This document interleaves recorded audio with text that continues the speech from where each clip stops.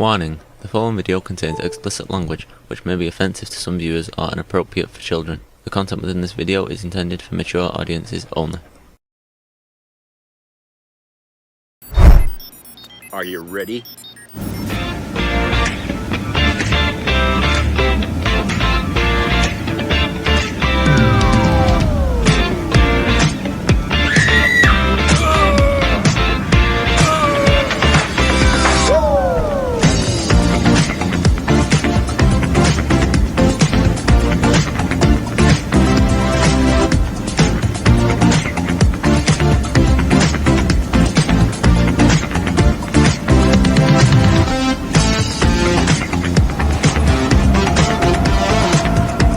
Hey everybody, it's Jeff.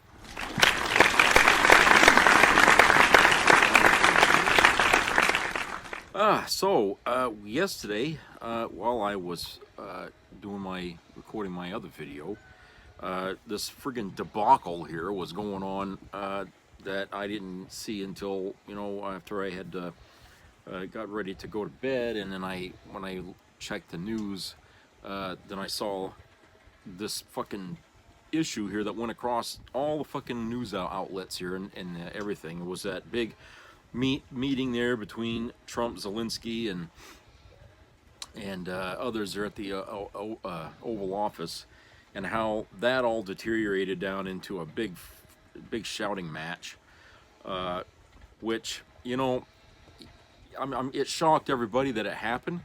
But when you consider who started it, it shouldn't be a surprise, because it sounded very reminiscent to how Donald Trump was talking to Kamala Harris during the debate. And apparently, I guess he thought he needed to bring back that same competitive, attitude when he was talking to Zelensky, because Zelensky is popular and Trump is not.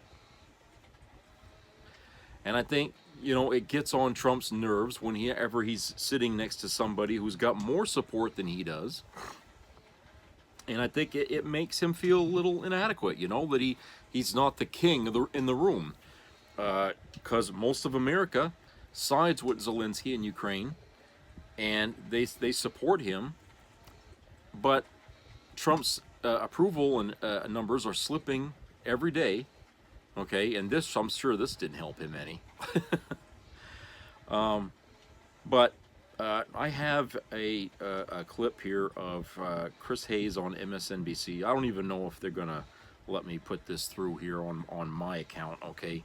Because I think the last time I tried to put a thing up from one of their shows or something like that, I got flagged or something, and I had to take it down. But I'm gonna try and see if this will go up. Just so you can see what was said, and then we'll come back after that and we'll discuss it. So let's go to that. Good evening from New York. I'm Chris Hayes. Today, Donald Trump irreparably destroyed the 80-year-old post-World War II international order. His total abandonment of Ukraine in front of the cameras was on display for the entire world to see. It was a truly historic moment, not in the good way. One that I fear realigned the world order, upending the only foreign policy consensus that most living Americans and Europeans have ever known.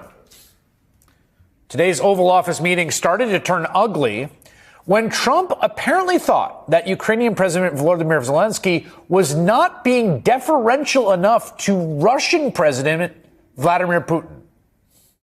I really count on your strong position to stop Putin, and you said that enough with the war. I think that is very important, Ben, to say these words to Putin at the very beginning of war, because he is a killer and terrorist. But I hope that together we can stop him. I'm aligned with the world, and I want to get this thing over with. You see the hatred he's got for Putin. It's very tough for me to make a deal with that kind of hate. He's got tremendous hatred. It only got worse from there as Trump and his vice president lashed out against Zelensky in the Oval Office. We're going to play all 7 minutes of that exchange. It happened earlier today. A lot of people at work, and you've probably seen clips. But the context here is important. Everyone should see how the president and vice president of the United States conducted themselves on the world stage.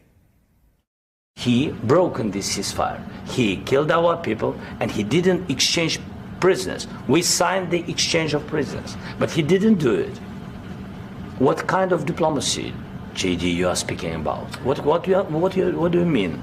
I'm talking about the kind of diplomacy that's going to end the destruction of your country. Yes, but if you Mr. are President, not Mr. President, with respect, I think it's disrespectful for you to come into the Oval Office and try to litigate this in front of the American media. Right now, you guys are going around and forcing conscripts to the front lines because you have manpower problems. You should be thanking the president for trying to bring an end to this conflict. Have you ever been to Ukraine that you say what problems we have? I have been to. Come once. I've actually watched and seen the stories, and I know what happens is you bring people, you bring them on a propaganda tour, Mr. President. Do you disagree that you've had problems bringing people into your military? We have problems. And do you think that it's respectful to come to the Oval Office of the United States of America and attack the administration that is trying to prevent the destruction of your country? A lot of questions. Let's start from the beginning. Sure. First of all, during the war, everybody has problems, even you, but you have nice ocean and don't feel now, but you will feel it in the future. God bless. You don't know that. God bless. God bless. You will not have a war. Don't tell us what we're going to feel. We're trying to solve a problem. Don't tell us what we're going to feel. I'm not telling you. Because you're in no position to dictate that. That's exactly Remember what this. you're You're in no position to dictate what we're going to feel. We're going to feel very good. You will feel influence. We're going to feel very good and very strong. You will feel influence. You're right now not in a very good position. You've allowed yourself to be in a very bad position, and he happens to be right about it. From the very beginning of the war. You're not in a good position. You don't have the the cards right now. With us, you start having not cards. playing cards. But right now, you don't. I'm very You're playing serious, cards. Mr. President. You're I'm playing very cards. serious. You're gambling I'm with the president lives in of war. millions of people. You think- You're gambling with World War III. What do you think You're gambling about? with What do you World think War about? III.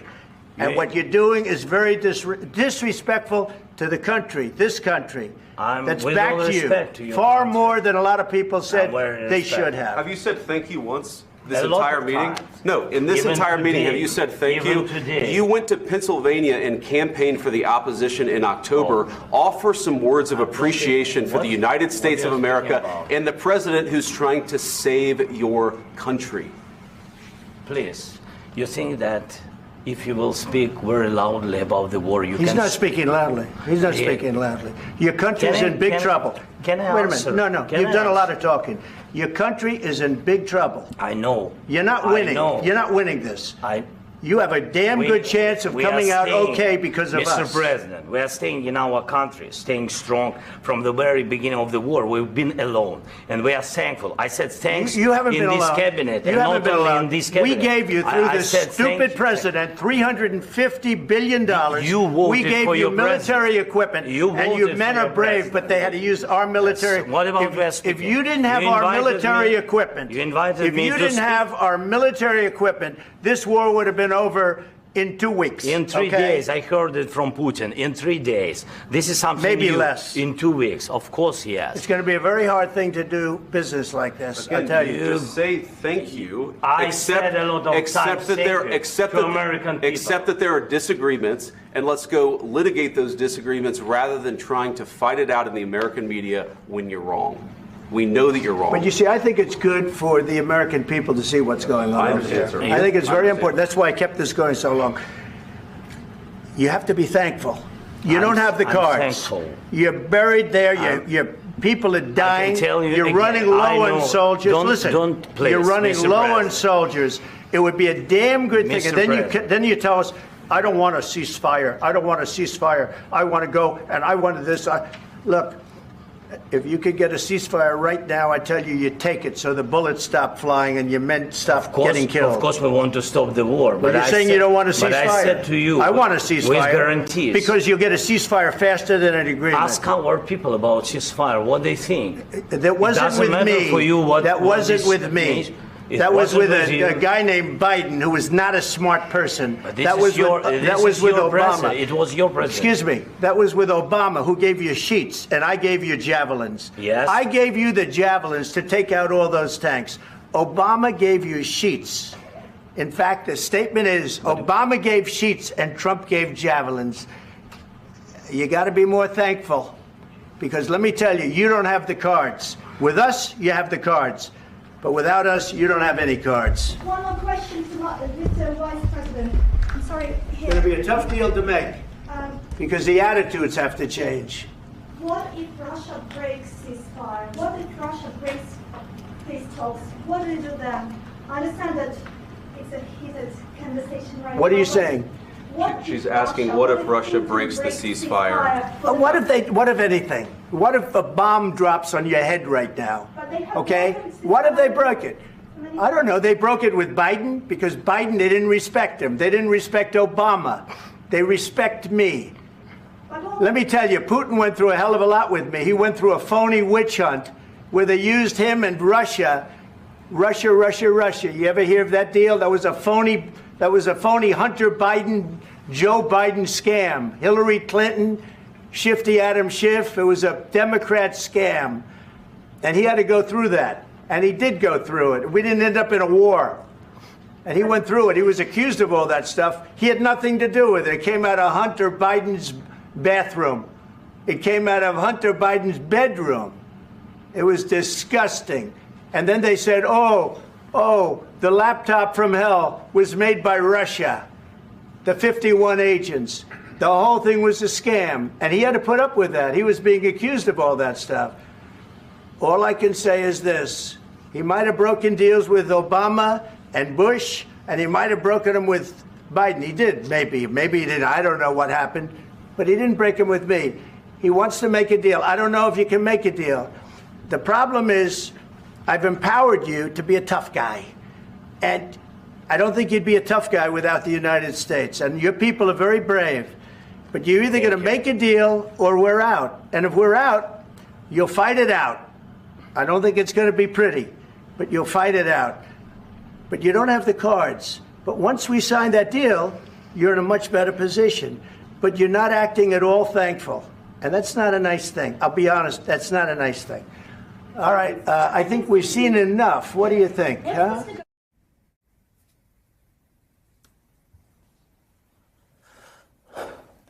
J.D. Vance accused Zelensky of being disrespectful. You heard the whole exchange. What do you think was being disrespectful?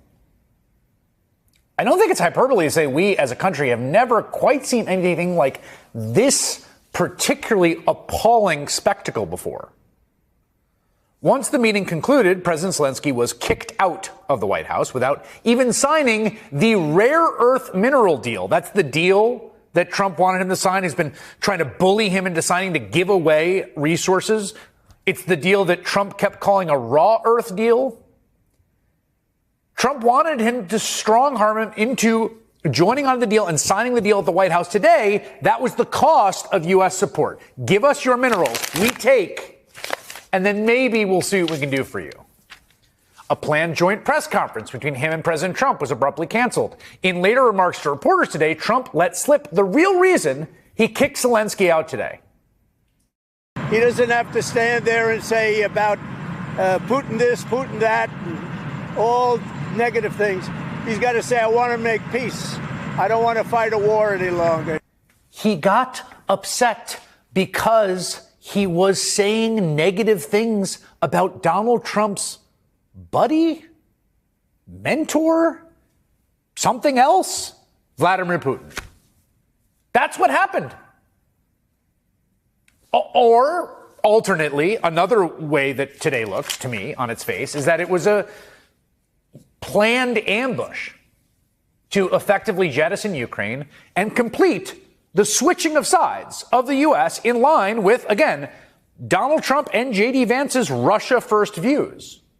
They like Russia. They want the U.S. to be more like Russia. They like Vladimir Putin. They don't like democratic countries. Predictably, Donald Trump's Republican toadies practically tripped over themselves to be the first to lavish praise on this morning's embarrassing display. Secretary of State Marco Rubio, who was rather quiet during much of the meeting, sitting there sullenly on the couch, found his voice on social media posting, "Thank you, POTUS, for standing up for America in a way that no president has ever had the courage to do before. Thank you for putting America first. America is with you." Meanwhile, Republican Senator Lindsey Graham of South Carolina, who earlier this month, and I mean like a few weeks ago, on tape in front of the whole world, called Zelensky the ally he, quote, been hoping for all my life, is now also apparently on Team Russia. I've never been more proud of President Trump for showing the American people and the world you don't trifle with this man. JD was awesome. This was a missed opportunity. And the question for me, for the Ukrainian people, I don't know if Zelensky can ever get you to where you want to go with the United States. Either he dramatically changes or you need to get somebody new. If I were him, I would profusely apologize to the way he treated our president and the vice president in the Oval Office. I don't know if you can repair the damage. I don't know if you can ever do a deal with Zelensky anymore. Let's be clear here. There is a lot, so much to criticize about the past 80 years of American foreign policy. I've been doing a lot of that criticizing myself for most of my time as a professional journalist, commentator. What Donald Trump is building in its wake right now, in front of all of us, with these actions, he's doing things. It's not just words. Where the United States partners itself with authoritarian regimes, sides with Vladimir Putin, against democratic allies, is undoubtedly worse than what we had before. This will have massive consequences for global politics for decades to come. The American-European alliance is effectively over. The North Star of the post-war order, where the United States' strongest alliances are with fellow democracies over authoritarian regimes, has ended. 80 years of diplomacy, born of ashes and 35 million dead, undone by 1.5 men today. I think it makes America weaker, definitely, more vulnerable. It is going to make the world more dangerous as a result, no question. We're already seeing our European allies scramble to fill the void. Leaders from France and Ireland, Latvia, Lithuania, Netherlands, Norway, Poland, Portugal, Spain, and Sweden, among others, immediately issued strong statements of support for the Ukrainian people who were invaded and have been shot at and getting killed by Russian soldiers. It appears they, too, are waking up to the stark reality that America, under Donald Trump, will no longer be a leader on the world stage. All right. So, one of the things that J.D. Vance was sitting there saying was, why haven't you thanked us? Why haven't you thanked us? And that's like, somebody, saying, kiss my foot, kiss my foot. Zelensky, I remember numerous times where he praised the United States for helping him. He thanked us, okay? Many times, okay? He supported Biden, okay? He liked Biden. Biden liked him, okay? And I think that pissed off Trump, okay? Because, like I said, Trump likes to be the number one dog in the room, and he wasn't. And in this case here yesterday, he actually sunk himself even more by acting like a child with J.D. Vance as a tag team partner, going into this thing, and basically, infuriating Zelensky. I can't imagine how Zelensky just didn't get up and say, I'm out of here. Take the microphone off and say, goodbye, I'm out. What was going on in front of the world was what the mafia does to people when they come to your door and they say, give us money, we'll protect you. Okay, and I'll explain why. Because Trump wants those minerals over in Ukraine. He's trying to get Zelensky to sign this agreement so that he can get them, and then he'll say he'll protect Ukraine. Give us your assets, and maybe we'll protect you. Maybe. There's no guarantee. And that one reporter in that video, if you saw it, okay, had stood up and asked, well, what happens if Putin breaks the ceasefire? That was a very good point. Trump didn't know how to answer that on his feet, okay? Instead, he got sarcastic, and he goes, well, what if they drop a bomb on your head? He couldn't answer that because, he can't guarantee Putin is going to honor any fucking ceasefire, no matter who signs it. Putin's got no reason to honor a goddamn agreement. Putin is a dishonorable prick, just like Trump. He doesn't have to honor a damn thing. So what that reporter was trying to say is, look, if Zelensky signs this piece of paper you want him to sign, and he hands over all the mineral rights to you, how do we know Putin's just going to say, fuck it, I'm going to go ahead and start the war anyway? Who's going to stop him? It won't be the United States, because Trump seems to like Putin, right? I mean, he's got himself tied to the man, so Ukraine would be back under the gun again. But, you know, it's a very good point. Putin is under no obligation to honor any fucking agreement, and keeping Zelensky out of the ceasefire talks was a bad move, and this is the reason why. Okay? It looks bad. It put Zelensky on the offensive. Or on the defensive, I'm sorry. You put him on the defensive. It's like somebody negotiating for you, and you're not even in the fucking in the room talking. You've got your lawyers out there doing all the work, and you're not involved. That's not fair. Okay, we're talking about this man's country, Ukraine. He should be in every fucking talk that has anything to do about making agreements with Russia, Putin, what have you. Okay, he needs to be in the room. It's his country. But Trump and Putin arrogantly kept him out of it. And Zelensky has no obligation at all to sign that fucking thing, and I don't blame him. Okay? But Trump is sitting there getting pissed because he couldn't get Zelensky to sign it. Okay? Couldn't get him to sign it. So he's mad. Plus, you know, the shakedown made him look worse. Okay? The rest of the world couldn't believe it, that, you know, Trump was acting like this. It's like, you know, this is a fucking mob boss. He's sitting here holding him over the fire, knowing that Zelensky needs help, right? But he's like, no, well, you give us, you know, your assets, you know, to pay us back for what we've given you. In other words, you know, we want our money back. And maybe we'll protect you, okay? Maybe. You know, if Putin says we can, you know. You know. And then you saw Marco Rubio sitting there with this look, you know, like, you know, there was things he was thinking and he wanted to say but couldn't say, you know, I don't know. But he didn't look like he was really happy with how things were turning out at that meeting, okay? And then you got Marjorie Taylor Greene's boyfriend, who off the side, off camera, asks Zelensky, you know, why don't you wear a suit? Why don't you buy a suit or something? Okay? Huh? He said, you know, you're being disgraceful here, coming into the Oval Office dressed the way you are. Okay? It's like, this guy is fighting a war. Okay? There's not any JCPenney's or Sears or Walmart's up in that fucking country right now to go out and buy a fucking suit, okay? He's too busy fighting a war, okay? Now, you know, if you're if you're out on the fucking battlefield, right, and you come in to have a meeting, a sit down, and all you got for clothes is, you know, battle gear, you know, hey, if it bothers you, go out and buy him a fucking suit if you want and have him wear it. But if he shows up the way he is and you guys let him in, okay, then hey, nobody said there was a dress code. All right?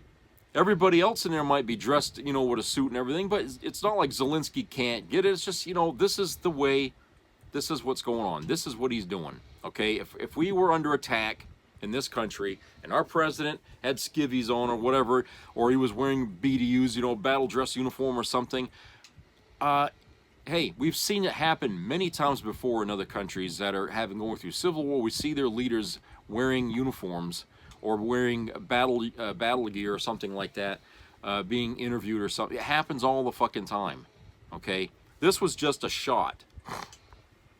This was a shot at Zelensky, trying to embarrass him, trying to kick him in the nuts, basically, by going after him the way they did. Again, I think it confirmed to a lot of people yesterday that who were saying that, you know, Trump is trying to shake down Zelensky, and the right wing was like, no. Yesterday actually answered that. It was a shakedown. They are trying to, you know, muscle their way into his country to take whatever is left that's valuable, okay, and then leave them high and dry with nothing. Okay, he won't, after they get what they want from Ukraine, they don't care what happens after that. You think Trump cares? That fucking agreement, he'll just light that on fire and that'll up in smoke, that'll go. Why, like that reporter said, why should why should we trust that Russia won't break the ceasefire? Okay, why? You know, honestly, you know, Putin is just as big a liar as Trump. Putin lied all the way up to the moment he sent his forces into Ukraine. That, oh, we're on a training mission. You know, this is just training. Yeah, and people were buying that excuse. I remember some of the reporters were saying, oh yeah, but a few people are out there saying, no, he's up to something. And they weren't buying the fucking story. Well, the mainstream media was wrong and the other people were right, okay? And like I said, you can't trust the guy. And then, you know, then during the fight, the argument there between Trump and Zelensky, it devolves into Trump bitching about Hunter Biden and Obama and President Biden and blah, blah, blah, blah, blah. And Zelensky was kind of sitting there like going, Jesus, you know, this fucking guy, you know, whew, the marbles are just rattling in that guy's head like you wouldn't believe. I mean, Christ, I gotta wonder, folks, after seeing Trump behave the way he did, that's looked a lot to me like a man who's really deteriorating mentally. It really did. It looked very like, you know, he wasn't aware, like he lost where he was at that moment and was just going on a rant, you know, and I don't think it was almost like he was reliving something, an argument he might have had with somebody about something similar, and he was just reliving that on the spot. And when J.D. Vance jumped in there to try to say, have you ever think, that was sort of like him trying to get Trump off the track, basically, because Trump was just going crazy sitting there, and J.D. Vance was trying to run interference for him, okay? But it didn't work because Trump cut off J.D. Vance, and then he started back in again. And it was like Trump was, you know, it seemed like he was like kind of lost in himself. He was living in his mind or something, you know. I don't know. I mean, somebody really needs to step in there and say, look, okay, let's put this guy on a fucking table here and analyze his head, because, you know, he by the end of the year, he might be completely out of his mind that, you know, we can't trust this guy to do a damn thing right. Not that he has been anyway, but it's just the idea that his mental fitness needs to be put in question. The same way everybody was bitching about Joe Biden, okay, who was way less than Trump, you know, as far as I'm concerned, as far as mental deterioration goes.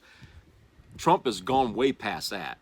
But there's nobody out there talking about putting him under the microscope and examining his fucking brain, right? But, oh boy, we have one bad, debate with Joe Biden, and everybody's like, oh, no, he's gone. He's mentally gone, really. You know, so what? He was talking slow, you know, and he was up against a guy who was throwing lie after lie after lie to him and keeping him off balance, okay?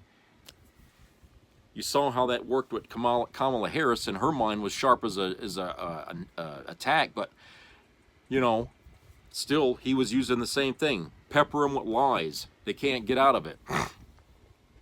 Okay? So it wouldn't have mattered if Joe Biden was on his A game or not. It would have been the same result, okay? Because that's the way Trump works. That's the way he was going after Zelensky, he was throwing all this shit at him. You ain't got any cards. Without us, you can't do it. You know, he's just going on and on.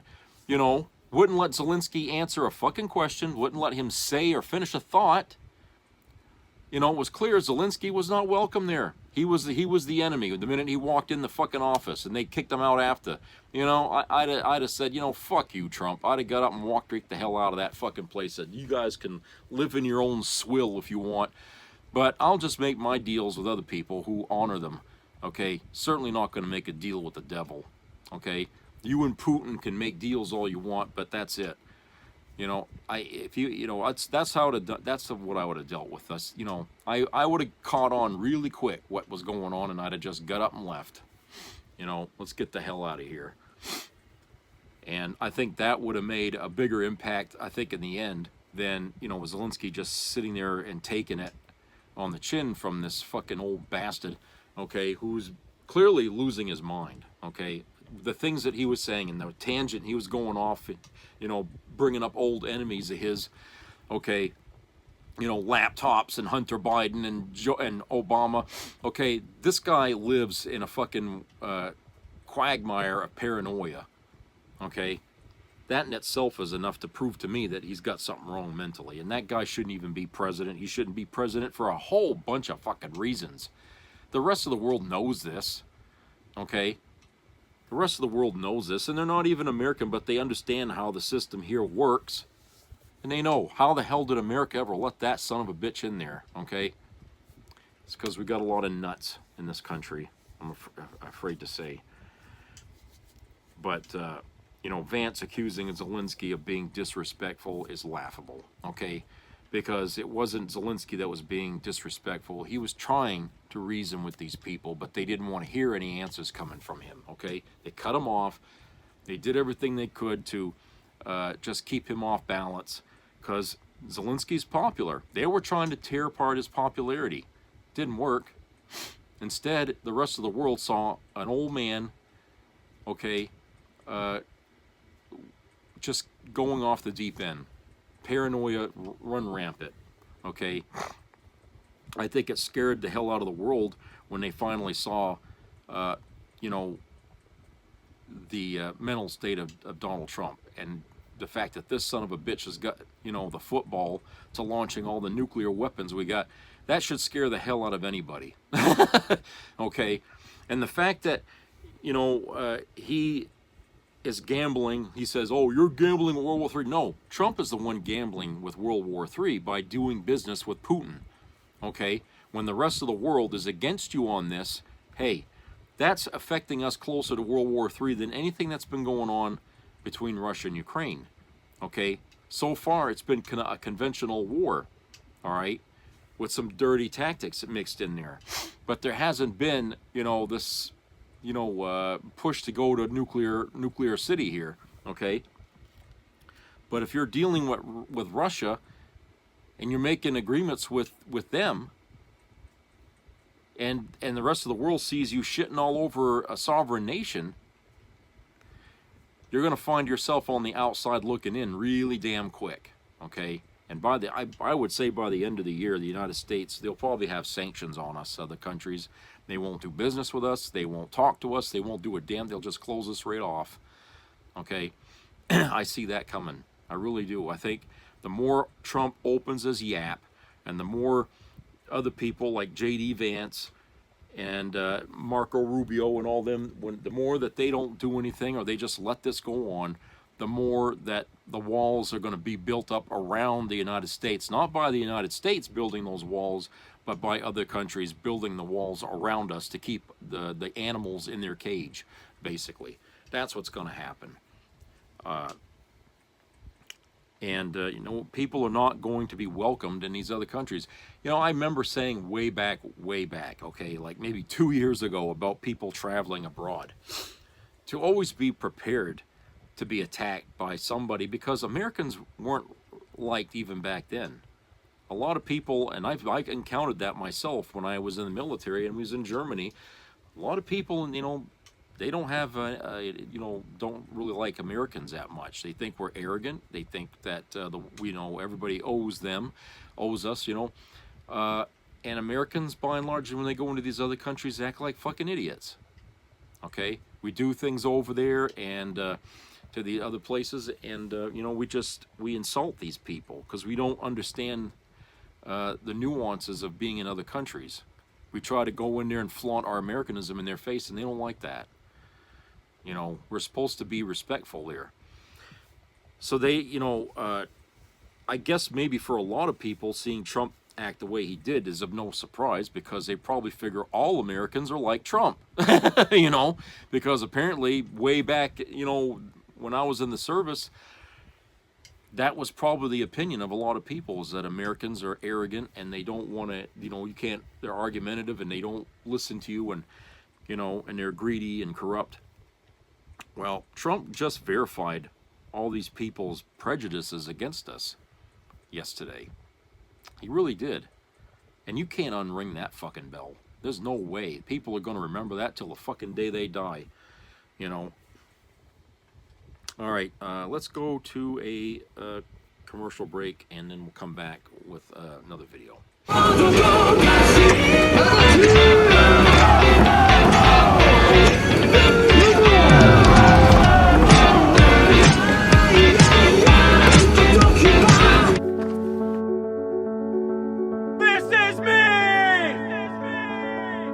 I'm Alex Curtis. I'm a lobsterman in Maine, and this is me. I'm Roxy Sugar, and this is me. I'm Eric Hopkins. I'm an artist, and this is me. This is me. Me. This is me. This is me. At the end of the journey, the main thing is you, original.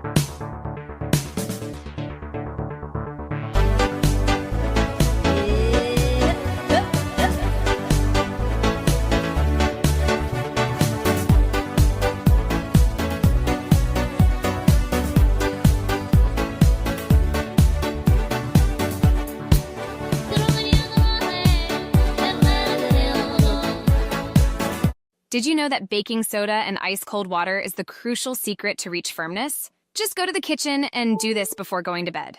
I never stopped to think about that. Exactly. It's simple if you think about it. There's no miracle. The only thing that makes a man firm is increasing blood flow to that area. That's what the famous blue pills do, right? Yes, but they do it by dilating the veins. That's why they don't solve the problem permanently. There's only one way to permanently fix this problem without relying on pills, prescriptions, pumps, or exercises, and that's by clearing out the veins that are clogged with plaques. That's why the Indian doctor is getting so popular in the media. He discovered an Indian bull trick that can clear out more than 93% of the plaques. This brings 20 times more blood flow to the area for men. That's why this trick is so effective. A top research team at Johns Hopkins University investigated and confirmed that this trick works for any man, regardless of age. There are already over 62,000 men in America alone who have permanently reversed the problem. When I saw that I could get firm again without taking any pills, I couldn't believe it. It had been years since I was able to perform. For over 6 years, I couldn't stay firm. My marriage was terrible, and my wife left me, and we got divorced. That's when I found the Indian bull trick recipe, and I still can't believe I'm firmer than when I was 18. Now I'm dating a woman 20 years younger than me, and she's very satisfied with my performance. That's incredible. I told you it's something innovative, and it's been proven to work for any man. I'll leave the link to the free class here for anyone who wants to see it. So, click the button below and watch the free video with the full recipe. But why isn't anyone talking about this in the media? This trick was recently discovered, and since it was found, blue pill sales have dropped by over 60% in India. The industry is very worried that this natural trick will become popular in America. That's why they're doing everything they can to keep it from being publicized. This free class has already been taken down twice, and it's close to being taken down for the third time. And this time, it looks like it will be permanent. So this could be the last chance for those who need to see this information. Click the button below and watch the free class with the complete step-by-step guide. Watching the power grab and illegality going on in Washington, it's easy to feel helpless, like there's nothing you can do. Don't believe it. Every state has laws protecting your data online. The penalties for violation are civil and criminal. Elon Musk and his tech bros are not above the law, and a corrupt president has no ability to pardon state crimes. Elon Musk has gained access to sensitive personal data on millions of Americans, including social security numbers and bank information. President Trump says he wants Musk to go even further. Take action. Contact your state's Consumer Protection Agency. Contact your state attorney general. If your social security data has been illegally accessed, you have rights. No one elected Elon Musk. No one elected the tech bros following his orders. They have no special status under the law. You have rights. Use them. Don't let the bastards get away with it.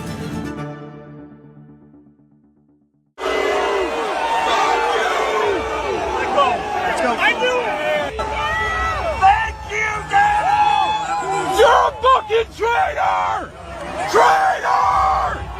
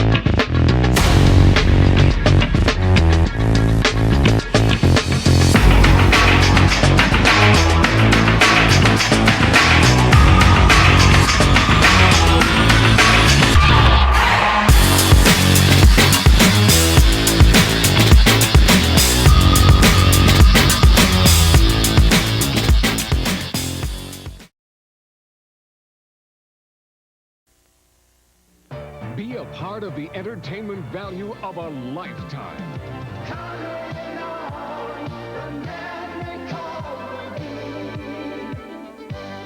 I loved it. It was the best performance I've seen in a lifetime. I loved the show. I liked it very much. He's a very entertaining man. It's well worth the money. Now appearing in Charlottetown, coming to Halifax November 6th to the 18th, and St. John November 20th through the 26th.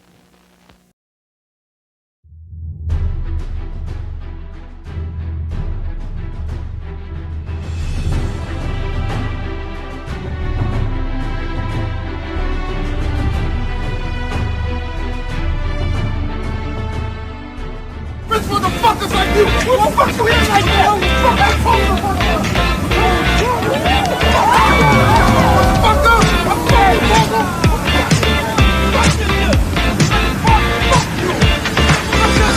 Like that? What do you think this shit is? Yo, why do you keep jumping around? Why? Why? Oh, welcome back, everybody. All right. Okay, so I got Brian Tyler Cohen here on my next video, and he did this one today where Zelensky, after he left the United States, went to England, I guess, and he got a better reception over there, obviously, from what he got here. And so Brian is going to discuss that meeting here in this video. Well, let me just say that you're very, very welcome here in Downing Street. As you heard from the cheers on the street outside, you have full backing across the United Kingdom.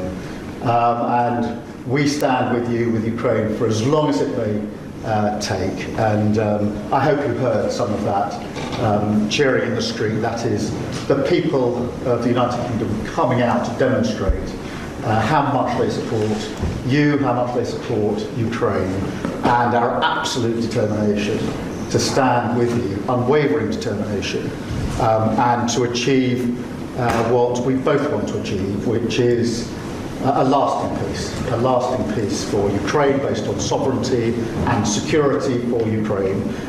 So important for Ukraine, so important for Europe, and so important for the United Kingdom. So I'm much looking forward to our discussions here this afternoon. Thank you very much for making the time to come.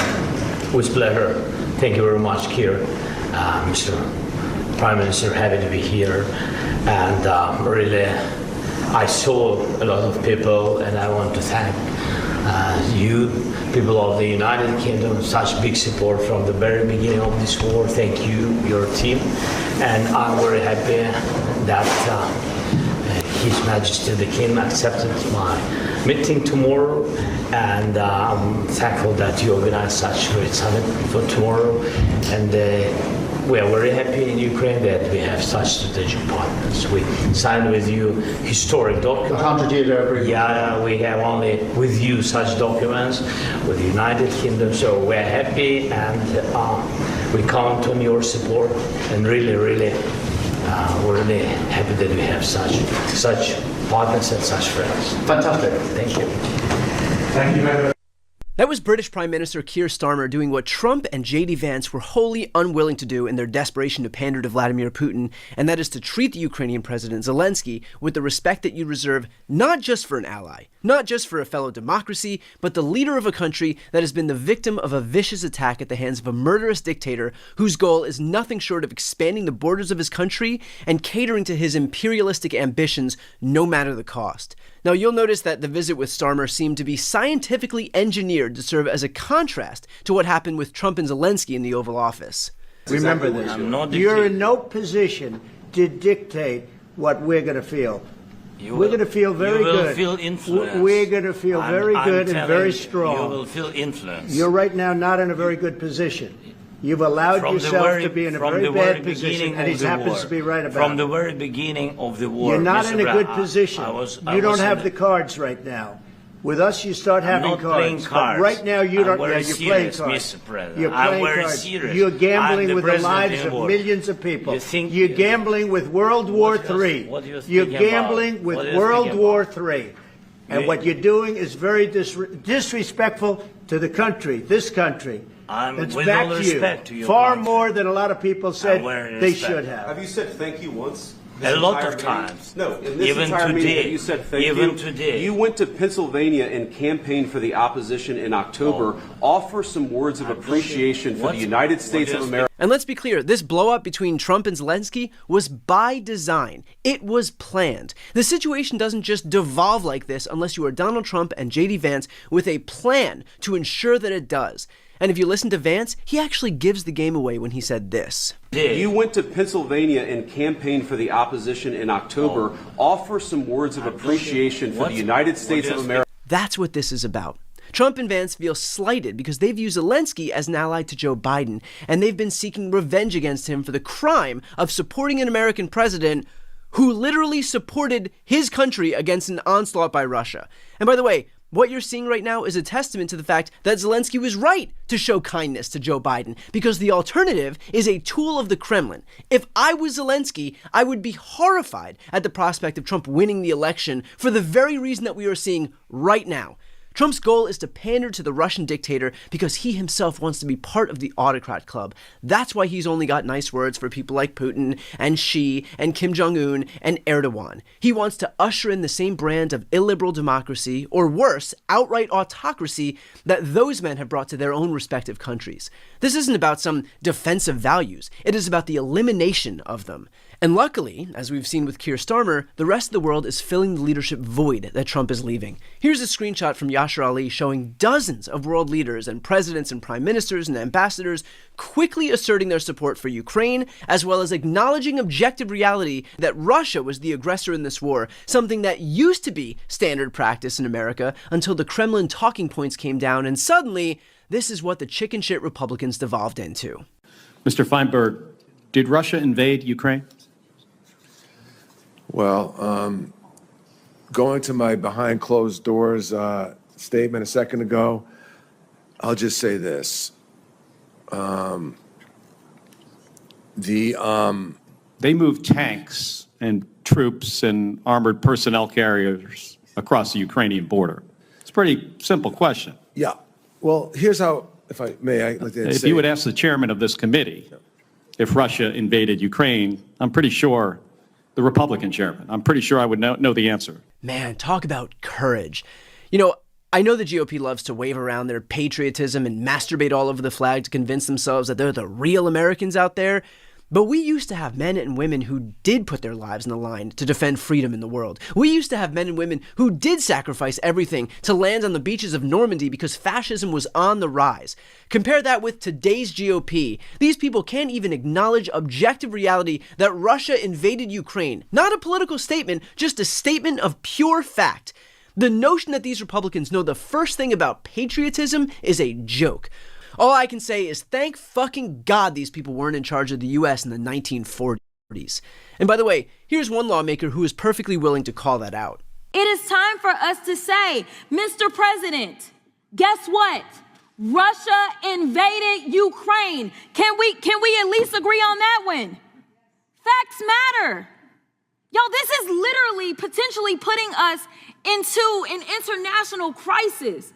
We may be heading towards the next world war because we have a president that wants to pal around with Putin and wants to do everything to make him feel good, including lying about who invaded who. Mr. Chair, I got a minute left, but I really want to yield to any of my colleagues and ask them if they will say today, very basically, that when it came down to the war in Ukraine, that it was not Ukraine that invaded Russia, it was the other way around. Is there anybody in here that has enough courage to say that Russia invaded Ukraine? You can have my time. And this is yet the problem. So look, I know that I have a lot of international viewers, and I have two things to tell you. The first is that you should know that half of this country feels the same way that you do. Know that you have allies here in the United States who still recognize the basic tenets of humanity, of justice, of freedom, of integrity, and of democracy. But the second thing is more important, and that is that it is up to the rest of the world now to fill the void of leadership being left by Trump. The U.S. abandoning our defense of democracy cannot mean that the world follows suit. And judging from the statements that we've seen thus far from world leaders, it doesn't seem to me that they have any intention of doing so. But I do hope that the rest of the world doubles, triples, quadruples down on protecting Ukraine, because it's not just about Ukraine. It is about preventing the spread of autocracy. It's about stemming the tide of imperialism. It's about protecting human rights, which require democracy if they're going to survive. The US's absence on the global stage is an opportunity for the rest of the world not to shrink away, but to rise up to the challenge. Insofar as I can speak for anyone, you should know that we're rooting for you.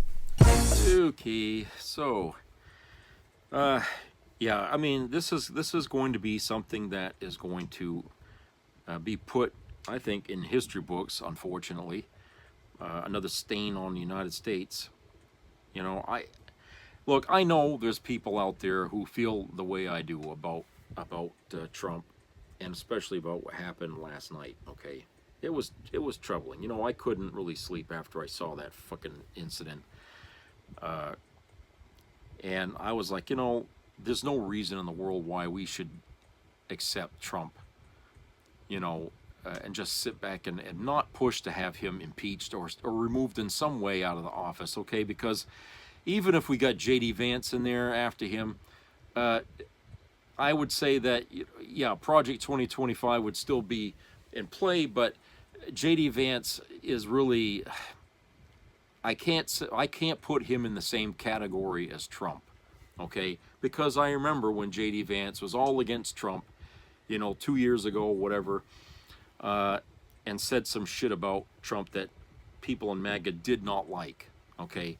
MAGA does not like Vance. And I would say that, you know, you might be able to reason better with the likes of J.D. Vance than you could with Donald Trump. Donald Trump is just mentally damaged. I mean, it's just terrible. We all saw it.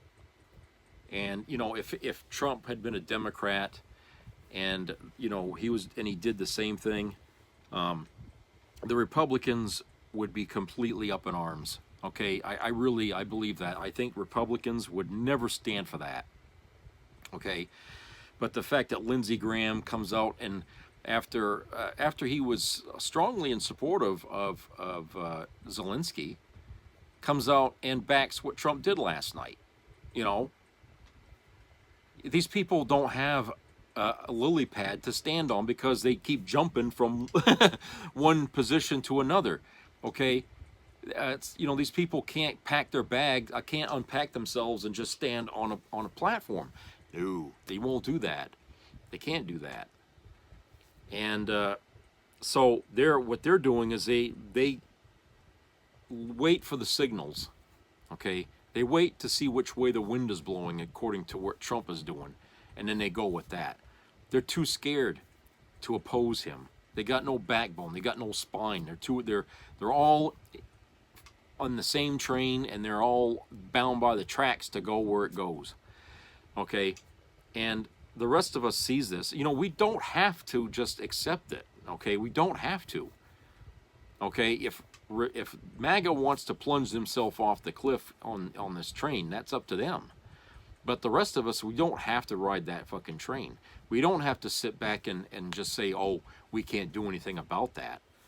Okay, yeah, sure, our options are limited, to say the least, but the fact is that, you know, we got primaries coming up, we got a midterm coming up, okay?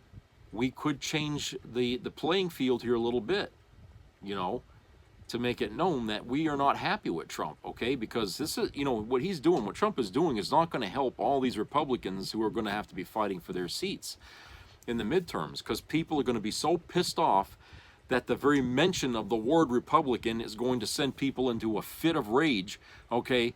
There's no way in the hell that this is helping the Republican Party. And if these people had any care at all about this keeping their seat, they would be out there demanding that Trump apologize to Zelensky, you know, face to face. They would say, you bring him back here and you apologize to him in front of the fucking world about how you treated him when he was here. If they gave a shit.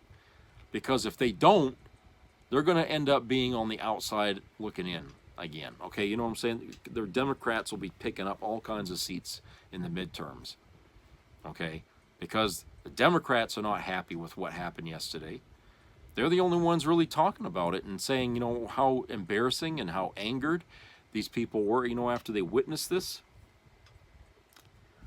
And they're upset that Trump has turned this war in Ukraine into some kind of a political tactic for him to use in order to gain profit out of a war-torn country by promising, if you give us what you have, your assets, then, we'll protect you. Like, that really can happen.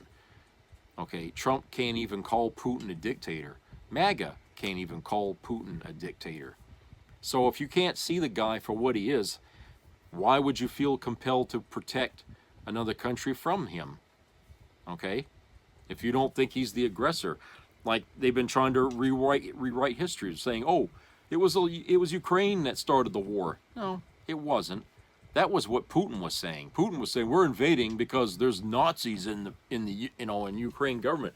He was trying to argue that there was a reason to go into Ukraine because we're getting rid of Nazis. Okay? We got more fucking Nazis in the United States than Ukraine ever had. Okay? We got a lot more. You don't see Trump or you don't see Putin launching an attack here. Okay? No. But now you got MAGA out there talking like Putin. Okay? Using the same bullshit propaganda that was used, by Putin. Okay? So we all know where they stand, where MAGA stands here on Ukraine now, okay? Whether they really believe where they stand or not, that's where they stand publicly, okay? I don't know if they've changed their mind about Zelensky. I really don't. And I don't think you'd ever get any of these people to admit where they really stand, okay? I think for them, for a lot of people, a lot of MAGA, it's all about owning the libs, but guess what? They don't own the libs anymore now. They're falling apart. The trophy they think they got is all falling to pieces.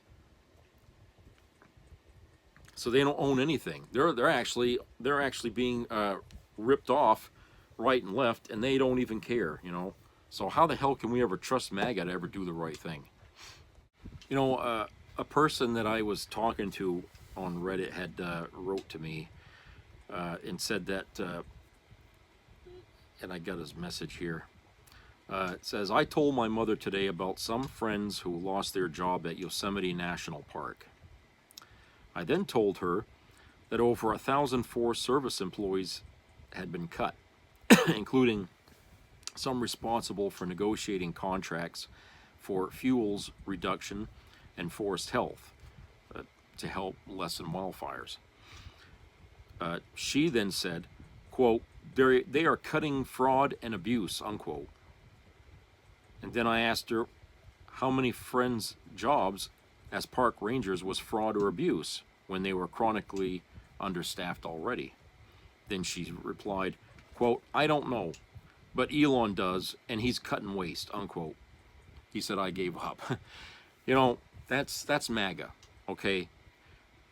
They believe what they believe, but if you question them, they fall apart because they can't back up their position. They don't understand what their position is or what they're saying. They're just echoing what somebody else has said. Okay, that's what they're doing. They regurgitate what they hear on Fox or one of these other conservative shows, but they don't think about what that means. Okay, they just memorize the line that they heard, and then if somebody questions them about it, then they run away, or they just, they just don't fucking answer. They can't answer it. All right. But I think these people, they want to believe what they hear. They want to believe it. They need to believe it. Okay, because the alternative is very, very sad, very bleak. They would have to admit that if what they were told was a lie, then maybe what the Democrats have been saying is true. About MAGA, about Trump. So their need to cling to the propaganda that they hear is a defense mechanism, but it's actually to hold them away from actually believing that that they were wrong. They don't want to think that they were wrong. It would be too painful for them to understand that, oh, all this time I was believing a lie. Because nobody likes to be wrong about anything, right? I mean, I think that's part of what it is, I guess, to be a human being, is that people like to be right all the time. And when somebody says, no, you're wrong, a lot of people have a hard time saying, no, I'm right, you're wrong, okay?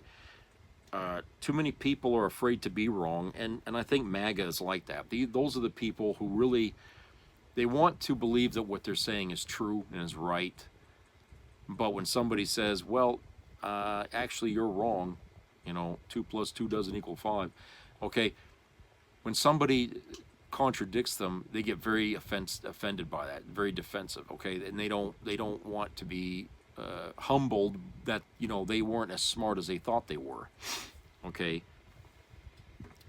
And so when they watch Fox News and they watch these things and they hear all this propaganda, they think, I'm being educated, these people know what they're talking about, and they don't think for 1 minute that these people are being fed to say this shit, okay. And that some of them, of what they're saying, they're not being 100% factual, and some of it's even an outright lie. That they're feeding you stuff that's wrong. They don't think that, yeah, people can be on TV and be paid to lie to us. Really? They don't seem to think that that's possible. Okay, it's easy for them to think that somebody at CNN or MSNBC is being paid to lie, but not Fox News. Oh my God, they don't do that. It's like, look, you people, you got to be consistent. If one side can do it, so can the other. If you think they're doing it, then why can't they be doing it? All right? It's stupid to take a side. If you're just going to only accept one side as doing it and not the other, okay? It means it puts more responsibility on you as the person receiving all this shit to be able to know what is true and what isn't. Okay, but people don't want to do the legwork. They don't want to do the fucking extra reading from different points of view to find out or to kind of put together. It's like I had said before about being a juror at a murder trial, okay? You're given two versions of a story, and you as the juror sitting in the middle have to make the determination of what's right and what's wrong here, okay? Deciding what you're hearing, this person is guilty or not guilty, okay? And you think we only do that if we're asked to do jury duty. No, we're actually asked to do that every day of our ever fucking living lives. We're always going to be subjected to a story, okay? And it's not wise to just accept the story at face value without hearing all angles of it, okay? Right now, Trump is very good at throwing out a story, a lopsided view of a story, and expecting people to believe it. And we live in a country now where people really don't take the time really to actually wonder or even cogitate on the fact that maybe we just been handed a fucking bullshit story and we ought to find out if that's the case. You got to take the fucking extra time to do that. Otherwise you're going to live your life like you're wearing a blindfold and you're just walking aimlessly through traffic, okay? And you're only using sound in order to avoid the cars. Well, if you don't got your eyes unblinded, your chances of getting hit by a car are going to be considerably greater. Same fucking thing when it comes to getting a story. You got to open your eyes. You can't just listen. You got to open your eyes too. You got to see all angles of a story in order to get close to the truth. I'm not going to say that you can always get 100%, but you can get very close to the truth of things if you open your mind and listen to all sides of a story. But I can't ask MAGA to do that because, for one thing, their credibility is stretched way beyond belief, okay? MAGA is going down in flames, happily so, I think, and I think that whatever happens to them is, well, I'm not going to be sad. I know a lot of these people have already suffered now. Some have lost their jobs. Some are going to lose their farms, maybe, you know. And I can't say that, you know, I'm sorry for, you know, I feel sorry for them. I feel sorry for the people that's going to affect that didn't vote for Trump. But I can't say I feel sorry for these people who thought somehow that Kamala Harris was a worse choice than Donald Trump. Okay, for whatever reason, whatever singular reason these people went to vote, it wasn't smart. Like I said, a person that's a single issue voter is a bad voter. You should never go and vote on just one issue. But you see what's happened now, you know. And I want to point out here concerning Susan Collins, our state senator here. You know, the people in this state are really taken aback by her. She gave a statement here yesterday. She said, and I quote, after the meeting with Zelensky and Trump, okay, she said, quote, "The deterioration of the discussion among President Trump, Vance, Vice President Vance, and President Zelensky was very unfortunate," unquote. Yeah, that's a hell of an insight into the exchange, but who caused the deterioration? That's my question, Susan. You know, yeah, it was unfortunate that it deteriorated, but who the hell do you think caused that? Who was the aggressor in that conversation here? Who was the one that was sitting there challenging Zelensky, threatening him with, "Oh, you're playing with World War III"? Who was the one that was doing that in that conversation? Okay, was Zelensky coming out of there, you know, saying, "Oh, you don't have the cards to do," you know? Did you hear Zelensky acting like that around Trump? No, Zelensky was trying to be respectful as best he could under the disrespect he was being handed to him by the other side. Okay, and I wasn't the only one that could see that what was going on there wasn't right. Okay, because there were people that were sitting there watching that exchange. Okay, and the blood drained out of their face because they couldn't believe that, you know, we would have somebody representing this country act the way he did to a leader of another country, and have people on the fringes, on the outside, okay, throwing in their grenades into the conversation. Okay, why don't you go buy a suit? You know, nobody. You know, what the hell kind of a fucking zoo was this yesterday? I mean, Zelensky walked right into this thing. Okay, I don't think he expected Trump. I mean, he don't like Trump. Okay, but I don't think he expected Trump to come out and do what he did. Okay, sure, world leaders have disagreements all the time, people. Okay, there may have been times when presidents have had arguments with other world leaders, but you know what they don't do is they don't take it in front of the cameras. Okay, they don't take that fucking fighting and arguing in front of the fucking cameras. You read about it in books and stuff like that, or, you know, or see it played out on the fucking movie, but you're not going to see them actually going at each other's throats in front of fucking cameras. And Trump loves the camera. He loves that fucking camera. Okay, the cameras were there, and I think it was as tempting as shit is to a fly for him to try to make a big scene, because he thought that would earn him some brownie points here with the Americans. No, well, it didn't, because it backfired. The rest of the world was turned off by what he did. That's going to hurt his chances of ever doing anything meaningful, you know, with other world leaders, because they hate him worse now than ever. They're going to hate him more than the Americans do. Okay, and I feel like, you know, this is crazy. You know, we got this guy up there as sitting as a president. Okay, when he's really not a president. And people are just trying to explain away his bad behavior yesterday as if it was, you know, all acceptable and justified. Okay, I mean, you can get people to justify anything. Okay, any crime, any misbehavior or whatever.